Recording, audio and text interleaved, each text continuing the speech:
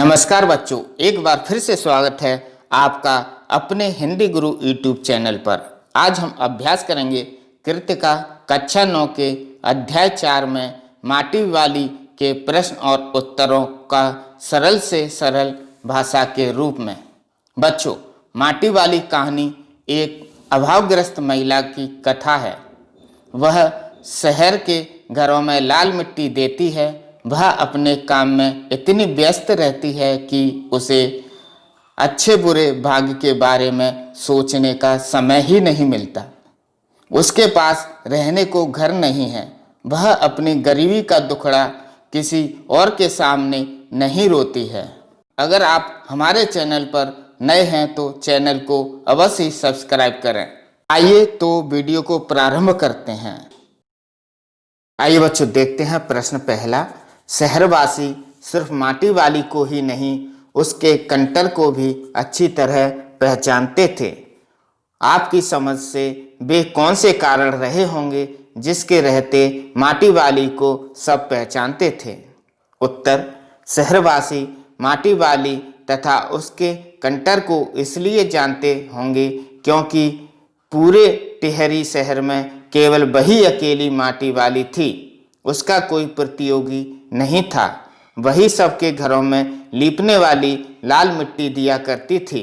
लाल मिट्टी की सबको जरूरत थी, इसलिए सभी उसे जानते थे तथा उसके ग्राहक थे। वह पिछले अनेकों वर्षों से शहर की सेवा कर रही थी। वह व्यवहार से सरल एवं भोली थी, इसलिए उसे तथा उसके कंटर को सभी लोग जानते थे। प्रश्न 2, माटी वाली के पास अपने अच्छे या बुरे भाग्य के बारे में ज़्यादा सोचने का समय क्यों नहीं था? उत्तर: माटी वाली अत्यंत गरीब बूढ़ी महिला थी। टिहरी शहर में घर घर माटी पहुंचाने के अलावा उसकी आजीविका का कोई दूसरा साधन न था। उसके पास खेती के लिए ना कोई जमीन थी और ना रहने के लिए। वह ठाकुर की जमीन पर झोपड़ी बनाकर रहती थी। वह सवेरे मटा खाना के लिए निकलती, माटी खोदती, भरती और टिहरी के घरों में पहुंचाती थी। उसे अपने घर तक लौटते लौटते शाम हो जाती थी। माटी बेचने या घरों से मिली रोटियां खाकर सो जाती थी। ऐसी दिनचर्या में माटी वाली के पास अपने अच्छे या बुरे भाग्य के बारे में सोचने के लिए वक्त ही नहीं था। प्रश्न अगला। पुरखों की गाड़ी कमाई से हासिल की गई चीज़ों को हराम के भाव बेचने को मेरा दिल गवाही नहीं देता। मालकिन के इस कथन के आलोक में विरासत के बारे में अपने विचार व्यक्त कीजिए।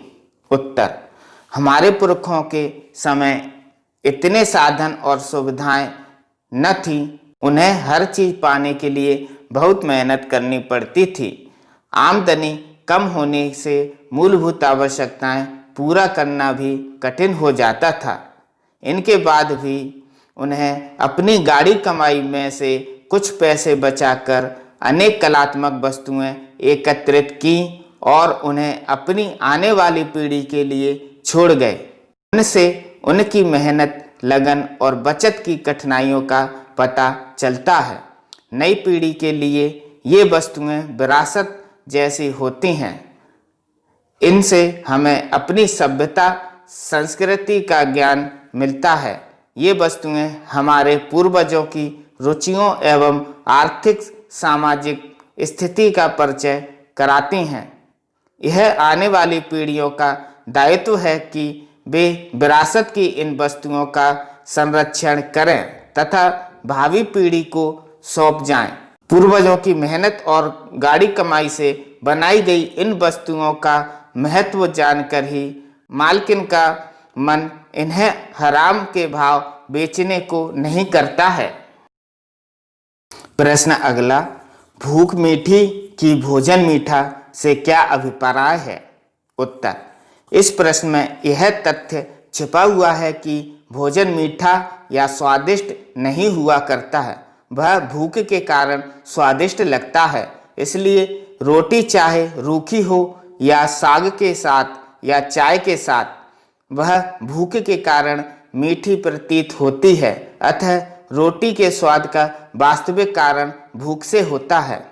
प्रश्न अगला, माटी वाली को रोटियों का इस तरह हिसाब लगाना उसकी किस मजबूरी को प्रकट करता है? उत्तर, माटी वाली का रोटियों को इस तरह गिनना बताता है कि वह बहुत गरीब है, उसके पास पेट भरने के पर्याप्त साधन नहीं है, वह रोज कमाती है और रोज खाती है। इससे यह भी पता चलता है कि उसे केवल अपना ही नहीं, अपने बूढ़े पति का भी पेट भरना होता है, इसलिए उसे रोटियों का बराबर हिसाब रखना पड़ता है। प्रश्न छठवां, आज माटी वाली बुढ़े को कोरी रोटियां नहीं देगी, इस कथन के आधार पर माटी वाली के हृदय के भावों को अपने शब्दों में लिखिए। उत्तर, माटी वाली टिहरी शहर के घरों में माटी देकर अपनी रोजी रोटी चलाती है, यही उसकी आजीविका का एकमात्र साधन है। ऐसे ही एक घर में माटी देने पर घर की मालकिन ने उसे 2 रोटियां दी, उसे एक अन्य घर में भी 2 रोटियां मिली। इनमें से उसने एक खाकर बाकी को घर ले जाने के लिए बचा लिया, ताकि वह अपने अशक्त एवं बीमार बुढ़े को दे सके। आज माटी बेचने से हुई आमदनी से वह 1 पाव प्याज खरीदकर कूट तलकर उसकी सब्जी बनाना चाहती है, ताकि बुढ़े को सूखी रोटियां ना खानी पड़े। इससे बुढ़ा खुश हो जाएगा। इस कल्पना से माटी वाली खुश है, क्योंकि रोटियों के साथ सब्जी देखकर बुढ़ा प्रसन्न हो जाएगा। उसकी प्रसन्नता का अनुमान कर वह बहुत खुश हो रही है। प्रश्न 7वां, आदमी का शमशान नहीं उजड़ना चाहिए, इस कथन का आशय स्पष्ट कीजिए।